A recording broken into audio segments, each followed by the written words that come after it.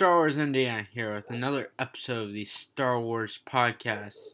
Today's episode is about Timothy Zahn's book, The Choices of One, and my review and thoughts about it.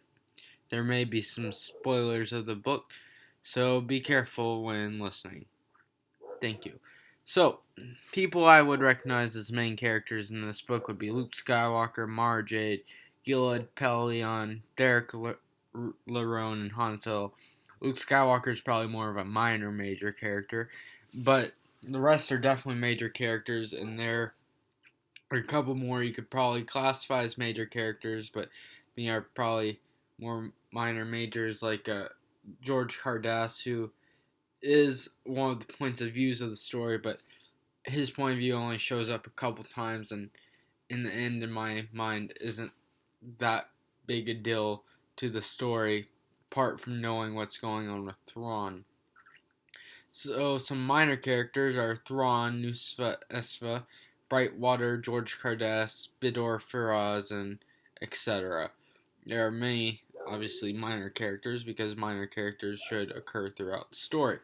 But there are three premises I found in this book that are to be explored, or are three different parts of the story that end up all coming together in the end. The first one is the rebellion.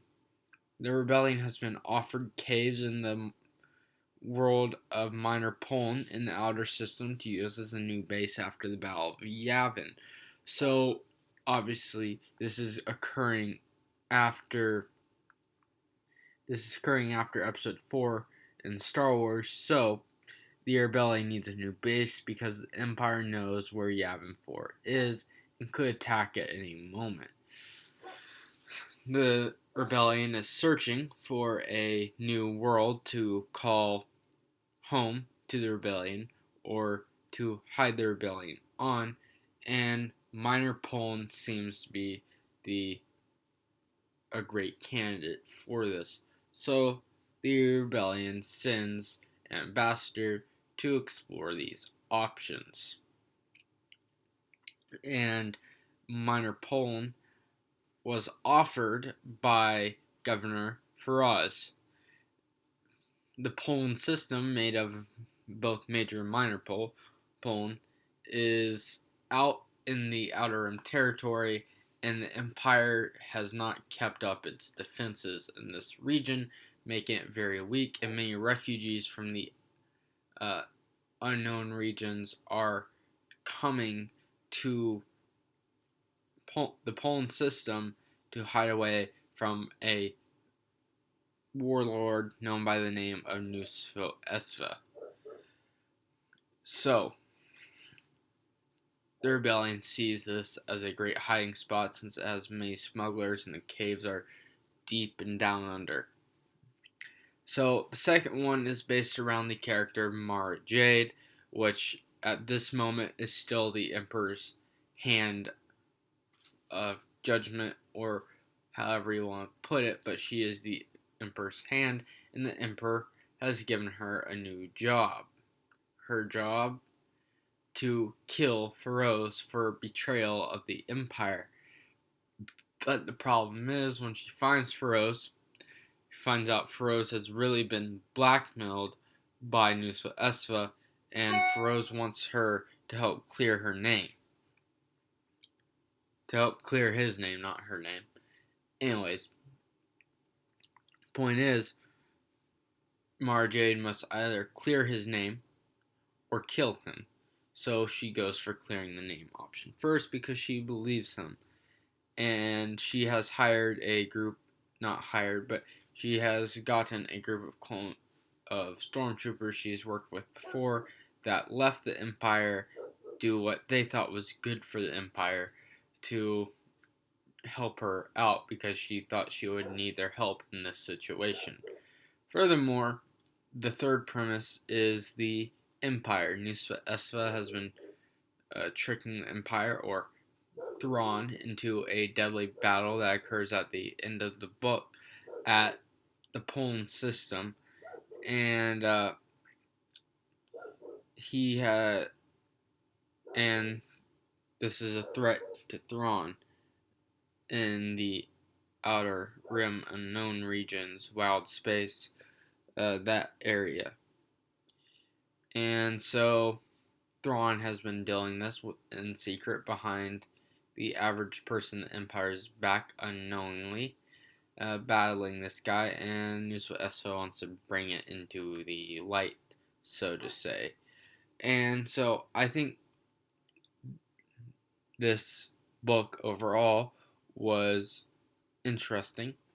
I honestly, when I found out Thrawn was in the book, I was excited because Thrawn is now one of my favorite Star Wars characters after reading the Thrawn trilogy. He is amazing and smart, and he knows what he's doing. So I want to see what Thrawn did here. One of the cool things about Thrawn in this book is that Timothy Zahn presents Nusfa Esfa as a equal to Thrawn in military strategy. Though Thrawn still defeats Nusfa Esfa, it is the help of Thrawn and teamwork around him that ends up making this successful for him winning against Nusfa Esfa without any major mistakes occurring.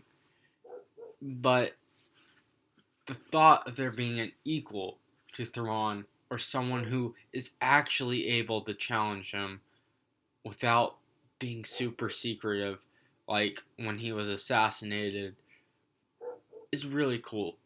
It shows Thrawn's not the only one out there with his abilities, or at least with the ability to be as great a military strategist as he is. Not that Nusfa Esfa has the ability necessarily to see into a culture and know their weakness, but he was still able to actually challenge Thrawn. Because we don't see any true challenge to Thrawn in any other of Timothy Zahn's books. You see Thrawn taking down the Rebellion, or at that time, the New Republic in the Thrawn trilogy, and he was assassinated. But there wasn't much apart from the build up, at least in the tension of our friends in the New Republic that we wanted to win. There wasn't much foresight in his death, you could say, apart from the fact that the Noghri had gotten upset at him. And same in Outbound Flight. The species that Thrawn perceived as a threat to the Chiss wasn't an all-out threat. It's just that he was preoccupying himself with that thought because he knew it would become a threat. But they were of no threat to Thrawn himself, because as long as Thrawn had his military strategy and had military behind him, he'd be able to take him out. So Nuswa Esfa is an actual equal to Thrawn that is tricking around Thrawn as well, and is laying traps for Thrawn and the people around Thrawn. But things don't work out the way Nuswa Esfa had planned, and he had a really complicated plan as well, which likely put many holes into it, whereas Thrawn's plans are normally a lot simpler. Even put, I think this was excellent to present someone as an equal. The story overall of Choices of One, it was okay. It wasn't my favorite of Timothy Zahn's books. If you enjoy Timothy Zahn, it's still a good read. It's not. It's probably better than some books such as Crucible. It's it's a good story. It's nice for building up those characters you've seen before. If you're looking for your first Star Wars book, I wouldn't recommend it. But overall, the book itself was okay, and it's a it's a nice, relaxing read for a Star Wars book. So that would be how I would put it. And the story was tense at some points, such as when people were coming after Faraz and the cantina or whatever and attacking them, and Lerone and them. The rebellion side of the story, there wasn't much there. Han Solo was angry for them for not including him, but there wasn't much build up or change in the characters. Um, Overall, I think, as I've said, it's a good story, and definitely read it if you happen to have the time. So, uh, this is Star Wars Indiana signing out. See you later, and please suggest further topics.